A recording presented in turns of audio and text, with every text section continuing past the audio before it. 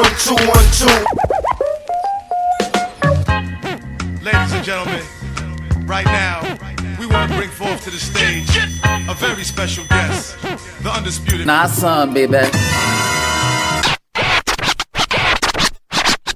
And this is another episode. Can't help but swing it, boy. Swing it, brother, swing. And this is your host. Nah, son, baby. Here we go.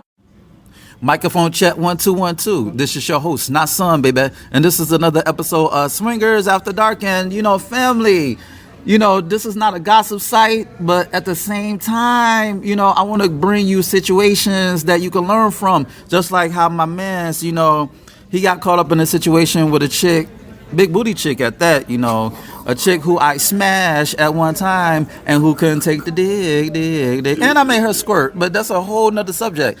But anyway, Shorty had, attempted to put my man on blast. He tried to, blow up the spot.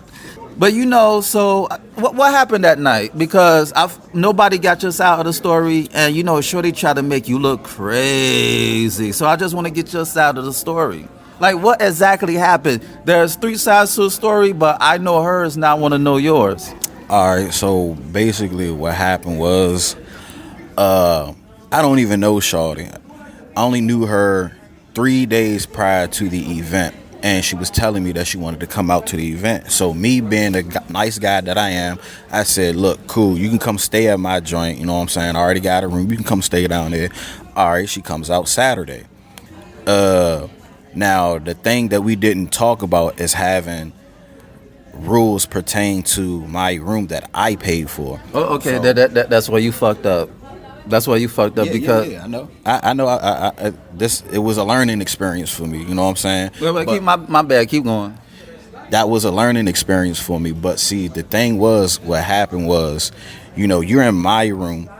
And you bring somebody to my room that I paid for that you didn't put nothing up for, and you're sitting in a bed next to me, and I'm looking at my phone, and I just so happen to look up, and you got your legs cocked wide open, and nigga sitting there playing in your pussy while you sitting right next to me. I don't even know this nigga. You know what I'm saying? So I told both of them to get the fuck up out of my room. So she gets mad, or I'm jealous this, I'm jealous that. Like, what the fuck I need to be jealous for? You came down here to stay in a room that I paid for. You know what I mean? So I'm not the one to entertain shit. She want to go on Facebook and put me on blast. I ain't even got to do all of that because I'm the type of nigga who keeps receipts, and I got all the receipts on my phone. So I could have easily retaliated, but that's not me. That's not me. Okay, let's play devil's advocate. Don't you know where she could see that maybe you could have been jealous because she didn't give up the skins to you first? She didn't take care of home first. I've been when she got there. I've been cracked. That wasn't shit. It was just the disrespect. Oh, so you smashed? Yeah, definitely. As soon as she got there, A1. So why you tell her to get out the room then? Because she was being that's some disrespectful shit. Like, I don't know, bruh. Why you letting another nigga in my room that I paid for come in a room and feeling on your pussy while literally, I can understand if we was in separate beds, but it was one bed. Like, you're literally next to me and this nigga's playing in your pussy. Like, I don't know him. Now, if that was somebody that I knew, I wouldn't have gave a fuck. I'd have said, go ahead, handle you, bro. I don't know, cuz this is my room I paid for. You know what I mean? So let's rewind. Let's say if there was a butterfly effect, how would you done things different? Definitely would have had set some rules up, you know what I mean? Definitely had to set some records straight. That's probably about it, So what would you told Shorty? I mean, if she would have had told me, she tried to do something, you know what I mean, I'd have been like, all right, well, let me go ahead and step out and you can do you because you ain't my bitch, you know what I'm saying? I don't give a fuck. Like, we in a whole lifestyle joint, you know what I'm saying? Everybody smacking cheeks, you know what I mean? So did y'all at least try to rectify the situation when you kicked her out? Nah, that ain't me. Like, once I'm done with somebody, I'm done, that's it. I don't give a fuck about none of that. Nah, I'm good.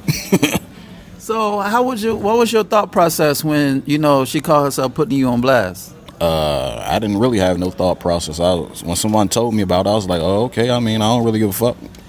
Again, if anyone like how you did. You came and approached me and asked me about the situation, and I told you. Evidently, she did all of that for no reason because ain't nobody give a fuck. You're the only person that asked me about it. No, and the reason why nobody gave a fuck because you did the smartest thing that a man could do. You did not go back and forth with her. If you would have went back and forth with her, then it would have made a mountain out of a molehill. So that was smart of you to not go back and forth because people probably forgot it at the time. Well, right now, rather. Yeah, of course. You know what I'm saying? I mean, but that's just me, period. I'm not about to go back and forth with a female, especially on something that I know that I'm right about. You know, it's pointless. It's pointless. If anyone came to me and asked me what happened, again, I got receipts. I could have showed them, but evidently no one gave a fuck, just like I didn't give a fuck. So you have a roommate now, right? Yeah. So did you do things different with this roommate as opposed to the last roommate? Most definitely, yeah. And me and my roommate, we're not even fucking, so everything's very well established. So tell the listeners some of the rules that should be set once you have a female roommate who's not even your chick, or you're not even smashing shorty. So just give them like the groundwork of what would you say to your roommate. Because my rule is that, you know, if I'm in a room smashing, I don't want anybody else in the fucking room. And vice versa. If you smashing, I'm leaving the room. Just keep shit clean. You know, after 4 a.m., I don't want anybody in the fucking room. So that's one of the, you know, the main foundation of my rules. What are your rules when you have a roommate? Basically, you know, I told my roommate, you know, if she has some legs that's coming through and she trying to get down, just let me know so it won't be no interruptions. I mean, that's basically what it is for me. Everything else, you know, follow suit. And on that note, this has been another episode of Swingers After Dark, and this is your host, Nasun, baby. Check out my website at www.nasunblaze.com. That's www.nahsunblaze.com. And check out my ebook, You, Me, Us, Them, The Swinger Manifesto. It's on Nook, Kindle, iBooks, Google Play.